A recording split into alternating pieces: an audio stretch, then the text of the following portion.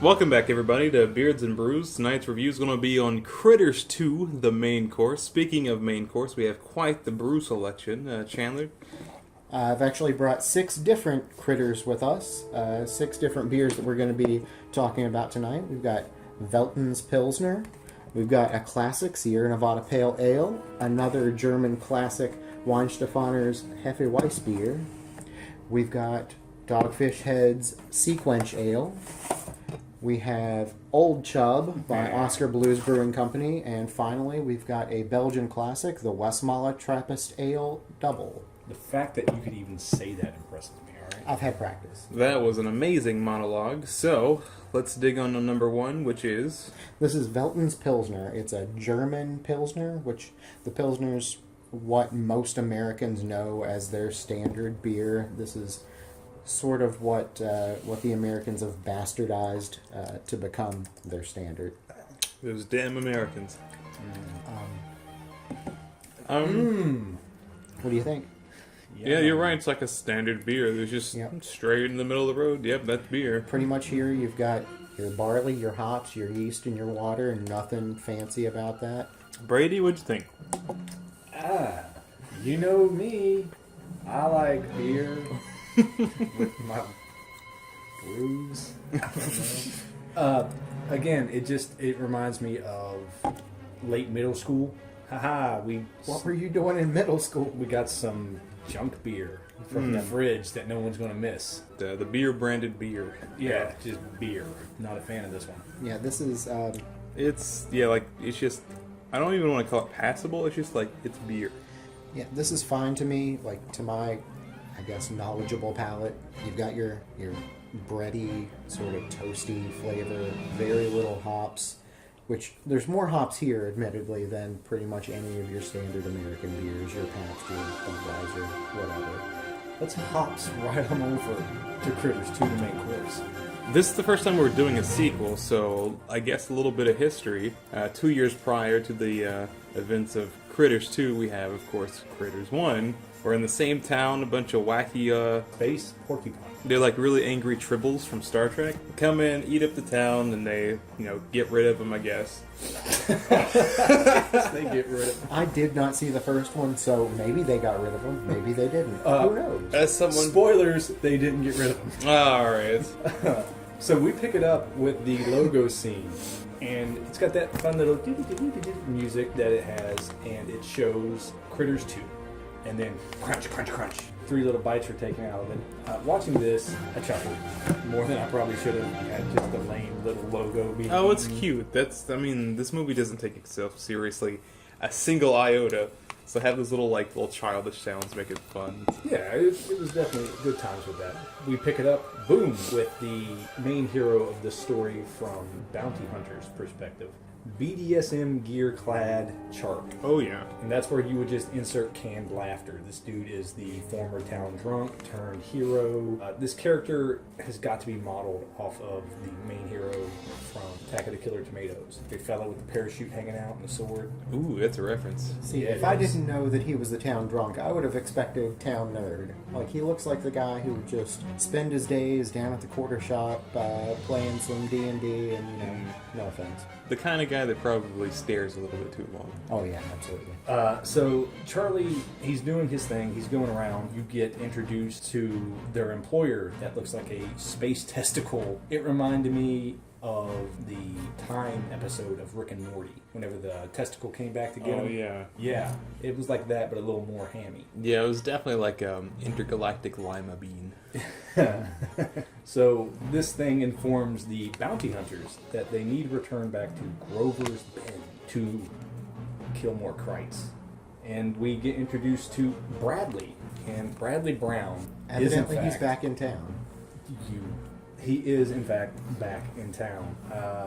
You get introduced to the bus driver who will make a return later in the film with his little "what the hell is going on" line. He gets theater quality acting. Oh, you think your grandma knows about the stuff that happened down here, Mr. Bradley Brown? No, I don't think so. She's only lived here all of her life. No, that's just bad. I'm trying to open this full can of laughter over here. I'm having a real hard time. Oh, thanks. We get introduced to fake-ass Patrick Sleazy and the town hobo as they trade dusty-ass eggs, aka the Crite eggs, for booze. What type of booze in particular? Oh, let me tell you, beer. The best beer that you'll ever beer in your entire beer. Well, he wish. ain't got no Monster Brown. Monster Brown. There it is. So this guy trades a bunch of creepy, weird, dusty eggs for a 6-pack of Monster Brown. 2 cases. When he goes to redeem his 6-pack of Monster Brown, he finds out they don't have Monster Brown. He is upset, so he takes 2 cases and some Playboys. And some Playboys. It's very true. Next thing we get is Fitness Granny sweating to the oldies with a bunch of kids. Lynn Shay of Insidious fame, but I remember her best as the overbearing mom in Detroit Rock City. Absolutely. That's a good reference. I like Yeah, that. give me back my fucking drumsticks. Like, that's where she's from. She is indoctrinating the children about colon health and the vegetarian agenda. Oh yes, absolutely. As you get older, you can't be eating all the meat you do as a child. Just sits in your colon and rots. But anyways, that older lady goes to that fellow that got the beer taken from him. I think she was trying to like sell him something or something. No, he told her, because every year they do the Easter pageant and they hide eggs. So he told her he had some imported rare eggs from Europe Oh yeah. with a big on the P, Europe. And that's got to be fancy. Emphasis on the P, guaranteed. Exactly. After that, next we're introduced to Har, the sheriff, whenever the local newspaper sleuth lady finds out that Bradley Brown is back in town. She runs over and tries to get the scoop of what happened years prior with the space invading animals. And these little critters that no one's allowed to talk about. The critters very hush who hush. shall not be named. So Har has lines that are just beyond amazing. Just, this town voted me out in a landslide. This town could kiss my ass. This man is my spirit animal because he's just full of just spite and hoagies. He's believable and funny in the most down-to-earth way. This character really sells, I'm an embittered sheriff. Fuck you all. So the eggs are then given to the elderly lady who takes them, and they give one to that little girl. I guess she's like the niece of Bradley Brown. And That's what I do. she's walking up the stairs with the little egg, and she puts it down, and we're just going to wait and see what happens with that. But, of course, it hatches. This unbelievably adorable scene of that little critter egg hatching and the little baby critter attacking in POV view the animals and the little stuffed toys underneath the bed is stupid cute. While her little fingers just dangle Dangle off the bed, just precariously. teasing us. That little bit of drama in there really gets you going. A couple seconds later, her dad comes back and he's like, "What are you doing still awake?" and whatever. And as he's stomping in the room, he accidentally squishes that little guy. Yeah. Next we get the Hungry Heifer, where you get introduced to the Hungry Heifer. We don't feed you no steer. Yeah, if you're listening to this right now, it's probably in the background somewhere. They've got this cashier guy that is the White Urkel. 100% that's what this guy is, and that's just what he's doing. That's correct. Is that what you wrote as well? No, I was just picturing like a white Urkel. Yep, It says what White I have in Urkel, my and you notes. just shut down. We get introduced to this cashier guy who is basically the equivalent of the White Urkel. The guy looks ridiculous. His voice is 3 pitches too high. His look is that of just your stereotypical classic 80s nerd. You know, Yeah. this guy's one pocket protector away from being in Revenge of the Nerds. So Patrick Sleazy comes in and starts hitting on the other person that works there, the female Megan. Yeah, Megan. Her name's Megan.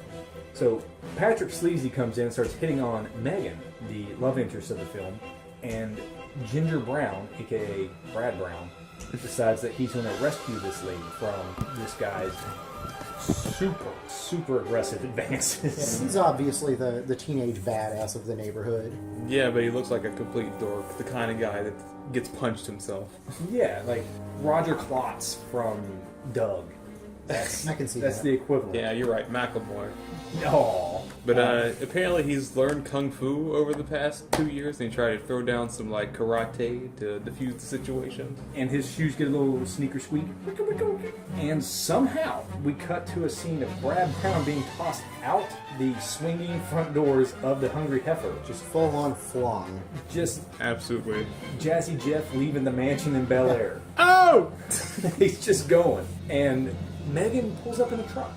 How did she go from being inside in a uniform Right. to outside in a truck, driving full speed in a different outfit to rescue Brad Brown? Oh, this guy's here. That means I gotta leave and get in my truck because something's about to happen. She herself's probably not human. Hint, hint. She is, in fact, the Krite. For our second installment in the Critters 6-pack, I think the next one that we're going to go with is the Sierra Nevada Pale Ale.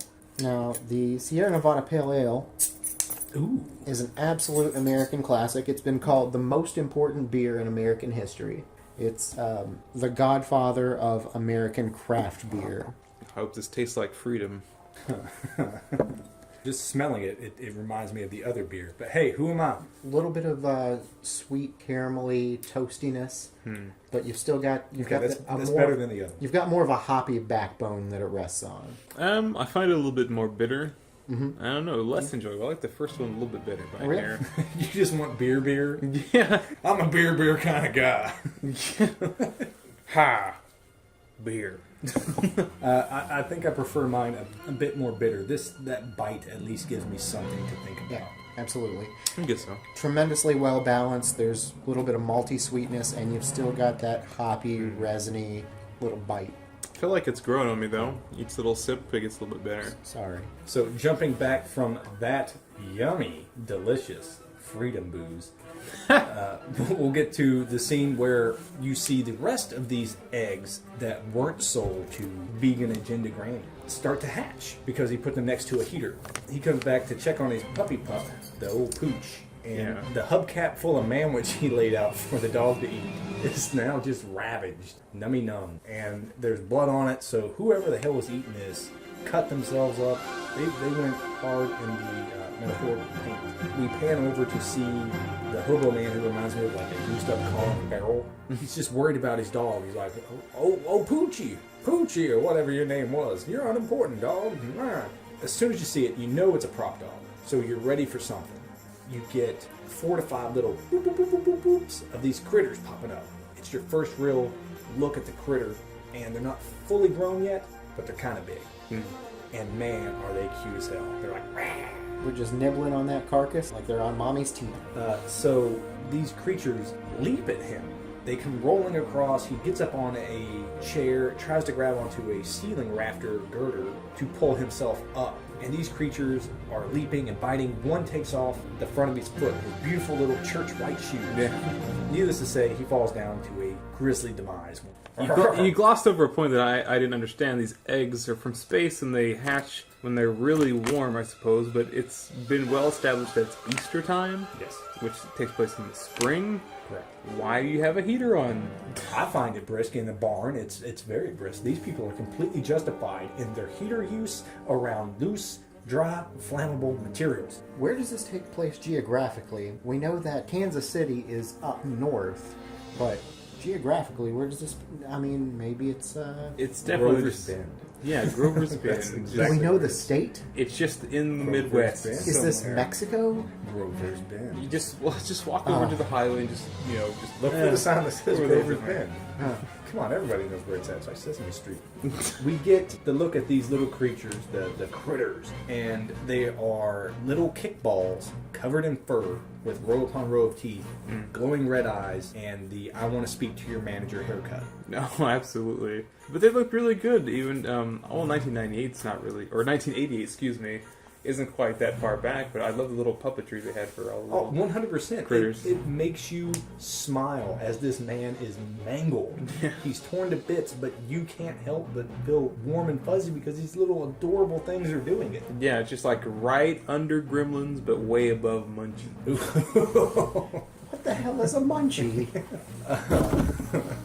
So we get introduced to the new sheriff, I should say. He shows up to the church to be the Easter Bunny, while the churchgoers unknowingly hide critter eggs. Dun-dun-dun, that's the big twist.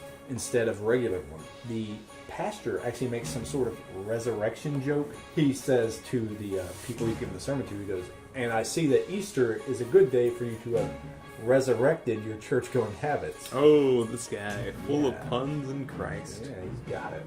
I enjoy those little dad jokes. The sheriff is out there, and he's trying to get his zipper up. Oh yeah, he just put the suit on, his crotch blew out. Dude, so... We've all been there. Haven't we? He's he's trying to zip up his trouser.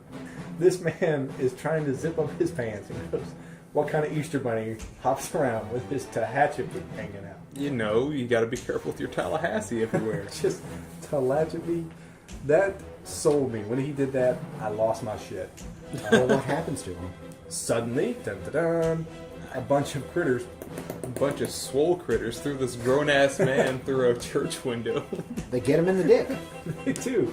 They leap inside of his suit and eat him alive. The Easter Bunny sheriff then somehow makes it 7 foot in the air and comes cascading, critterless mind you, through this window, sprawling out in front of all of the town to see. They react, freak out. It's a really good scene, and it's fun to see. And then even when you get with them talking about it, they try to say it's a farming accident. Why would he be farming in the Easter Bunny suit? Well, see, that's the great thing about the Midwest. As soon as something tragic happens, they immediately make it a conspiracy theory. Well, yeah, I mean, this is straight critter denial. Yeah. I think That's there what- is a conspiracy here. That's what we do in the Midwest. We cover things up. Next, Bradley Brown and Megan go to tell Harv that the critters are back. And this is probably the best part of the movie for me. It's just fantastic. He's just so sassy. He had enough with his entire town. Voted him out of his sheriff position. Just basically banished him to the outskirts of town. He's sitting out there, and they tell him about the critters. And for this to be an older movie and this to be a smaller film, this has one of the most interesting takes on what this sheriff character can do. In a world of make-believe, in a world where everyone goes beyond the proper reaction, this man nails 110% exactly what any human being would do. They say, well, what are you going to do, Harv? And he says, I'm going to do like any intelligent God-fearing Grover Benders would do. I'm hauling ass. driving away, they're like, but the town needs a sheriff. He says, if you need a sheriff, check the Yellow Pages. And for all you youngins, the Yellow Pages is like LinkedIn for old people. You get BDSM Charlie as he finds a playboy in his first moments on Earth. And we are introduced to Lee, Good old Lee. chameleon from the old early 90s Spider-Man cartoon. So this no-faced mutant man, Lee, transforms into the centerfold. Centerfold's so busty that he busted out of his outfit. They really play that up too. There's a very, very cute little thing in there where Lee has copied this exactly from the magazine, staple and all, and he has to reach down and pop it out and throw it over. Then you get this busty blonde lady toting a motorcycle muffler gun going, kill more Krites. Anyone who hasn't seen this movie, that should be what gets you into this. Boom, tits and a gun and murder. Go. In that order. The stuff like this that I loved whenever I was growing up. It was so over the top, so fun, so easy to get into. Oh yeah, muffler tits, super great. You know what else is super great? This Dogfish Head SeaQuench Ale. It's a Goza-style session sour. Ooh. And I have a feeling these guys have never experienced a sour ale before that they're about to. Yeah, I don't know what Gozer tastes like. What's that movie? Ghostbusters? No, Eric's face. Ugh. never mind. Skip it. All right, so this is an ale brewed with I'm not sure exactly Oh man. which bacteria is in here. But Oh man, It that smells like some bacteria is straight up butthole. they use a specific bacteria to make this sour. It's also brewed with lime juice and sea salt. It's definitely a pucker. Oh god. It's the kind of thing you either love or hate. I ain't gonna lie. It smells like shit. And it tastes really fun. It's like, what the hell? Oh, I'm sitting here struggling to drink it, but I wanted to have another sip. I think if you, in your mind, relate it to like a margarita rather than a beer. Yeah, I gotta say, this is, so far, this is the critter that I enjoy the most. It's actually tasty. I will finish this one as I have not the other two. Yeah, I mean, this beer can be like that town and kiss my ass. So these critters are hatching all around town. They're running amok in just completely adorable ways. It's Gremlins light. These guys are adorable. They're doing mischievous things. They're running around like tumbleweeds. They really are. Yeah. They even reference that by showing a tumbleweed, and then they show some critters roll by. These creatures are going crazy all over the town, and we get J. Jonah Jameson, who is Megan's dad. He's running the local Daily Bugle. He encounters a critter, and it cuts immediately after he's like, what is this little thing in here? To the bounty hunters and the hungry heifer. Still love that jingle. The critters have reached full size now. They are probably about 2 feet tallish. Yeah. When they roll up, they're about shin height. Yeah, because when they roll up, they're like basketballs. Yeah. They're really cool looking. Like I said, they had that I want to speak to your manager haircut. They are tearing apart the hungry heifer in adorable ways. They're tossing salad bits. They're biting ketchup bottles. They're throwing each other on the grill. They're just having a smorgasbord of a Just time. generally creating havoc. It's mischief to the extreme. I don't think they've hurt anybody yet. Well, they killed that one dude at the beginning. Well, I mean, in the hungry heifer. Oh. It's like they just rolled in and started the party. So these little guys are in there, they're partying, they're tossing everything around. The bounty hunters come in with their motorcycle mufflers, and they shut the doors and they bar them. No one gets out of here. They've got to erect their guns, Yes. make sure they are fully engorged. It's a joke. It's all head. So they take out their motorcycle muffler guns and they start shooting the critters. And these things explode. Just bloof. It's like a everywhere. water balloon, just splat. Exactly. They go everywhere. There's a scene where one gets just the top of his head shot, close enough so it rips the hair off. And he turns around, looks in the reflection, and goes, "Dreamer," which is then translated to bitchin'. So apparently he likes his new haircut. But that's moments before he is blasted directly into the deep fryer. I bet that little guy's delicious. You know, there would probably be a market for that. Like critter bits or something? Yeah, bitching critters, right on. Yeah. So the critters somehow band together in a larger ball that breaks out of the door and they take off rolling. J. Jonah Jameson has barricaded his office. The critter is trying to get to him whenever Bradley Brown and Megan arrive to get him safely out of town. He catches a dart from these critters' backs. They bend over and do. Yeah, caught it right in the neck, took one for the team. This thing has amazing aim with its head looking at its scrotum. Just nailed him right in the throat. He gets, I suppose, tranquilized and passes out, wakes up in the local church hideout. They have all gone to the church. I was wondering about that. Are those things poisonous? What's the... I don't know, it makes you think of that thing from Jumanji, how it totally killed that little girl or whatever with the little punji stick that it shot out. Oh, yeah. So the poisonous now critters have made everyone hold up in the local church. And we get a scene of some of the characters trying to leave, and the gremlins, critters, block the road, like in Tremors. So the Tremors, the critters, The munchies. The gremlins? now you just confused me. Thanks, Dogfish L. Num num num num num. Oh yeah, I forgot I hated it. Church hideout. The gremlins, critters, are tearing up the town while we get a scene of, for whatever reason, Playboy Playmate Lee transforming into Pee Wee Urkel. Still have no idea why that happened. He has no reason to transform. They had an extra $25 from the effects budget. Perhaps. We start to see them roam around the town, the bounty hunters that is, roam around the town to try to hunt these critters down. This town is like a backlot set. Yeah, it looks like it's just a set. There's like 4 main buildings all connected together, and as soon as the roads go off into the distance, they immediately end. Yeah, just... Well, that's small town America for you. So then we find Lee just a moment later, and there he is, transforming yet again. This time away from Pee Wee Urkel into Robert E. aka the Freddy Kruegers. So Charlie sees this and does not like it. He's like, oh no, don't turn into Freddy Krueger, this basically unkillable Superman thing. That's scary. Instead, transform back into this Playboy Playmate. And this is where I want to reference that this magazine has showed up in the film 5 times by this time. They are really pushing this magazine. Oh, You absolutely. think they were sponsored? They got that heft. I wish we were. So, turns into Freddy Krueger, but Charlie instead shows him the Playboy Playmate centerfold. Yeah, He turns there's back. nothing hot about Robert E. No, No matter what the internet says. no.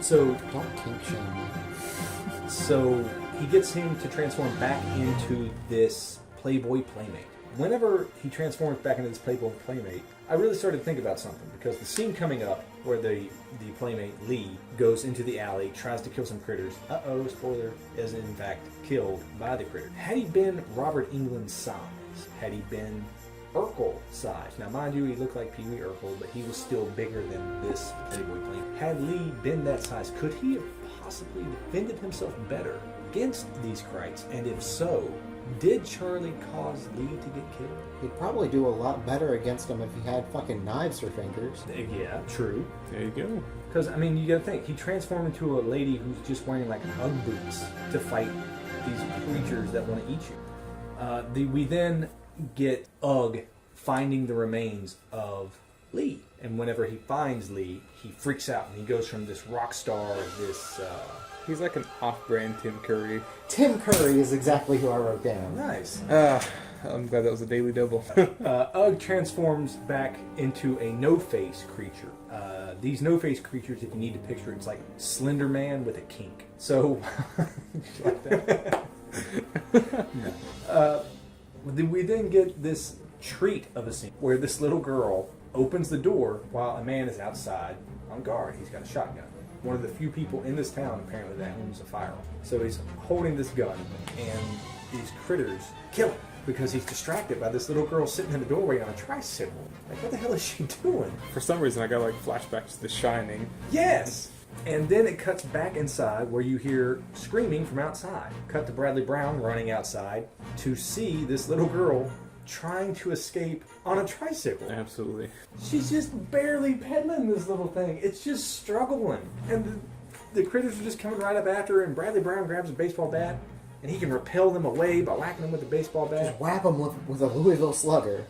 And then he has to jump on her and save her after she wrecks the tricycle. And oh no, everything's all said and done for Brad Brown and the little girl. It's a wrap. They're about to bite it. So right before they get chomped by the critters, Doc Holliday just tap. Good old Hog back in town. There's 2 little 6-shooters. They were like, "We need a new sheriff." He's like, "Say when." I'm your Huckleberry. That wasn't sleazy enough. You need to try again, sir. I didn't get Chub. Speaking of Chub, what we have here is a fine beer by Oskar Blues, their Scotch ale called Old Chub. That looks really dark and chocolatey. It's not so much chocolatey. You'll have the barley malt. You'll have it smoked like a Scotch. Ooh, that's actually really good. Now I don't know the specific process that Oskar Blues goes through with this beer, but It kind of reminds me of some sort of coffee drink. I get that. Yeah. Has the same kind of feeling with the bitterness. sort of roasty and toasty. Now, if I was a raging alcoholic, that's something I could wake up in the morning to. So this beer, I could say, I don't think it is as fun as the one before it, as Eric put it, the beer that can kiss his ass. Yeah, this is very traditional tasting. To me, this is coffee drinkish. I could probably drink this. I like it. There you have it. So after Harv dusts those critters, they decide to go inside and come up with a plan. Harv party pops inside of the church, just wow, shoots the ceiling, bucket. Yeah, one straight to him. And they come up with a plan to blow up the critters. Patrick Sleazy volunteers, along with the rest of the Breakfast Club, Emilio, to run a suicide mission over at the Polar Burger. Yeah, they, I think it was, good old Bradley had the idea of taking them all to the burger plant down the ways, get them all together, and just to blow the shit out of them with some TNT. Which is conveniently readily available, I guess. Well, back in the 80s, you can go to the store, like, you know, Reaganomics, and just get dynamite right off the shelf. It was acceptable in the 80s. So they run into this hardware store. It's got pitchforks and, you know, random things like that, but also just loose on the shelf, within grabbing range, boxes and boxes of TNT. I would say it was Acme brand. That's what you need in the Midwest, right? It's for farming and corn. I like that. I was going more the line of we've seen explosives, we've seen food. Food and explosives commercial idea, voiced by Terry Crews. Polar Burger, it's a flavor explosion! Bounces his pecs, you know? The critters roll out, and a stray yells, "Wait up!" And it's too freaking cute. So while they're over there setting up all the little TNT and the food to get these guys going, they got the big fans blowing the smell down the way. The critters are herding up the street. And as they go up the street, the townsfolk, I didn't really understand this. I guess just to see if the job was done right or whatever, they start going behind the critters with pitchforks and random things. I think they just moved a little bit too fast and left most of them in the dust. You think? Yeah, because they had that moment where they kind of like went from a full run to a stop, and they're just like, oh shit, they're going towards the middle of town. Well, they were like, we got to stay downwind of them. Yeah. Yeah, but why follow them to begin with? The kids done did it. They got it. So these critters are rolling, and the wind changes, and it blows back. And this is where you think, of course, the biggest critter stands up and is like, Yeah, it's almost like he kind of sniffs them out because he notices something off to the edge. he's like, which translates to Cheeseburgers. nice. And everyone's like, fuck it, let's go get some burgers. You know, they've had a hell of a night. They've been smoking. They're ready to go get some food. There's no bones. We don't have to worry about it at all. That is a great reference. There are no bones. So they roll out and they go to Polar Burger, where you get another scene of these adorable critters scatter all over the place, throwing loose beef patties into their mouths, just eating away. The guys are sitting outside with their classic plunger detonator TNT. They're like, we got him. Let's do it. Uh-oh, what's going on with that big critter? Well, guess what? It was he had transformed into the critter to make sure that the critters didn't turn around and eat the village folk. What a twist. What a twist. He walks out slowly? I don't understand. He transforms back into himself around the critters, which makes no sense. He Yeah. could have just left at any time. And one bites him, and then I think he gets darted. Yeah, like it nibbles his foot, not necessarily through his The boot. BDSM gear is way tougher than Sunday slippers. But he still like managed to have a limp as he was trying to get away. Yeah. It just magically disappeared in the next 5 seconds. Oh, yeah, I mean, he was fine after that. They run out, they detonate, boom, there's an explosion, the whole place goes up, beef patties go everywhere, and there's a burning shed. Very biblical. Cut to black in movie. JK. The front door explodes as a 15-foot tall spherical ball rips out of there, and as it tears the metal, it's almost a sound like Weihenstephaner. You're really forcing this. Yes, I am. All right, well, that's my cue to go on to the next beer. This is another Weihenstephaner beer. This is their Hefeweissbier, which is one of the most well-known beers, one of the most heralded beers on the planet. Now, this is a wheat beer. Most beers are made from entirely barley, if not a combination of barley and corn. Ooh. This uses a lot of wheat, which you get a lot of those fruity esters, banana and bubblegum notes. I do get a little something fruity in there. It's not a good fruity. It's almost like an overripe fruity. Yeah. But I guess, hey, it's beer. Oh yeah, there's definitely something fruity in this room. I don't know if I hate it or not. That's my review. That tastes like the ham glaze my mom makes. That's what it tastes like. Like I'm drinking ham glaze.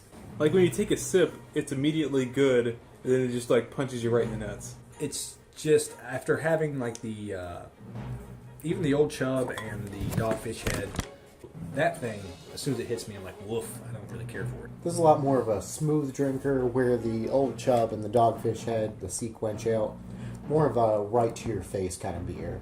You get a lot more action with those. So, like I said, the giant critter ball rips free of this building, and it begins to make its way back towards the people. And the people are running in the field all of a sudden. They're like, oh no, let's run in a straight line away from this ball. Now, mind you, when you see the ball, it looks like it's just big old ball. Yeah, it's like a big old koosh ball. Yeah, it's actually kind of cool looking. It's every shade of brown you can imagine, all tossed onto this 15-foot tall spherical ball. It's Katamari. Ah, da da da da da da da da. Yeah, Katamari Damacy. So the ball goes rolling through the field and it runs over someone, and this is a beautiful scene. Oh yeah, as it's passing by or passing over the guy, it's just like nibbling away. So that means when it passes over, he's just like a bloody, twitchy skeleton. Yeah, so it rolls over the guy and it zooms in immediately as close as it can to the ball to show you that each of those different colors of brown is actually a different critter face that's going. It rolls away and there's just a bloody skeleton with like some red on it. It's quivering. It is played up pretty good. It's like a rolling ball of piranhas. Yes.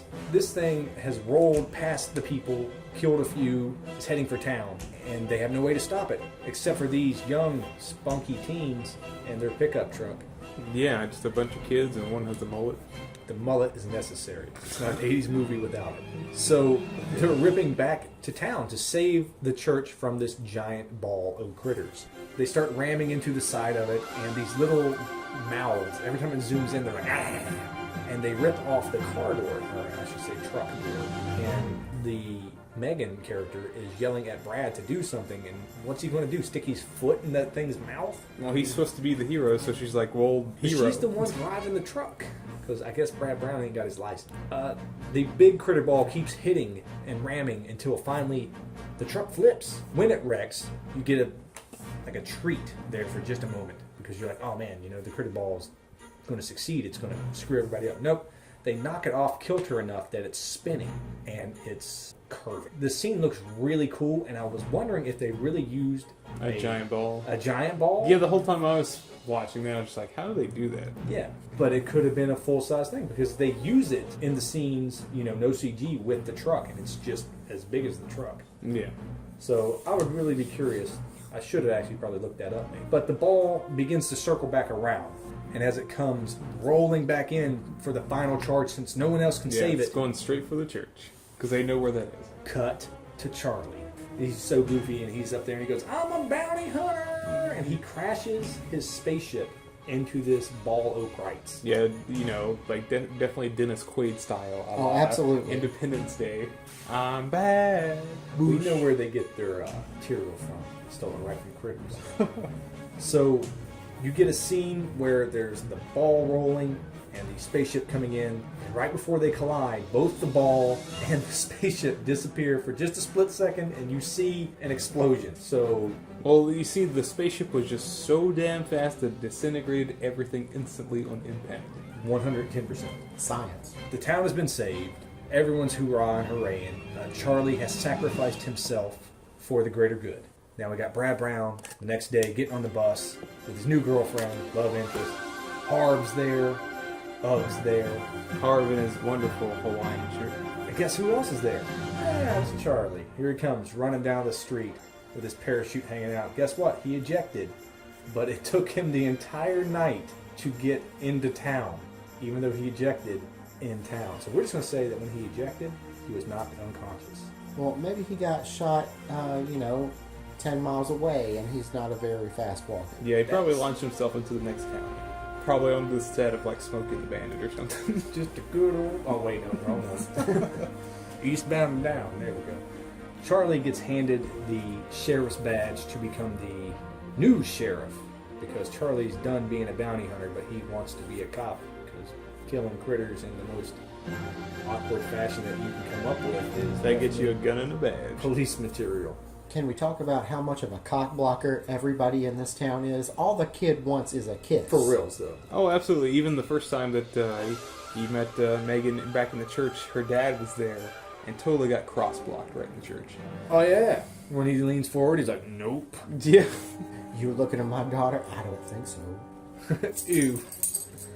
Right, so our last beer for the evening is Westmalle's Dubbel. Now, for those that don't know, Westmalle is one of the 6 or 7 or 8, who knows how many Trappist breweries there are in the world now, but it's one of them. This is one of the most well-known. Well, this didn't smell as bad as the last one. Oh, that's the delicious flavor just coming right back at me and giving me a stroke.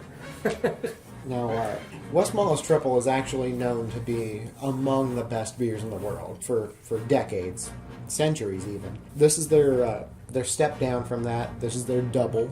Okay, well, that's not bad. Westmalle, you have fairly impressed me with your dark beer. It's fine.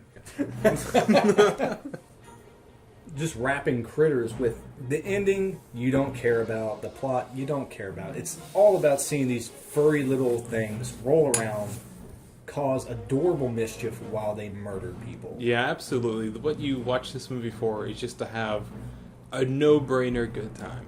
Just watching the bloody teeth for 75 minutes. Yeah, just having a moment. Yeah, a little nosh. Kevin Nosh. I don't know. Like we were saying, it's one of those things to where you watch it, it's just fun. If Gremlins was more visceral and just showed you what these little creatures could do if they went bananas. Oh yeah, and definitely more campy too, because this movie's hilarious. It's just it doesn't take itself an ounce of seriousness. It's Gremlins. It's Killer Clowns from Outer Space. It's Attack of the Killer Tomatoes. Oh, there you go. It's all of those things. All of those things, all of this beer that we've poured in the waste cup that I will now sample. Oh man, you hero. Braver than I am. In all honesty, it's better than all the beers. I shit you not. So how would you rate Waste Cup? I would rather drink the waste cup than any of these single beers. You are absolutely correct. That is absolutely fine. That is good, actually. As a beer guy, let me try this out. It's fine.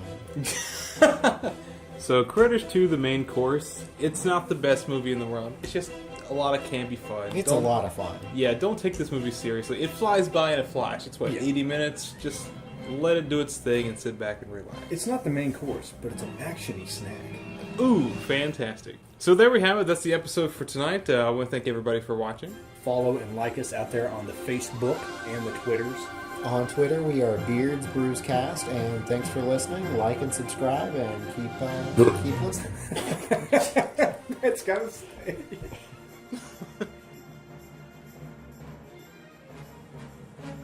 What are you doing?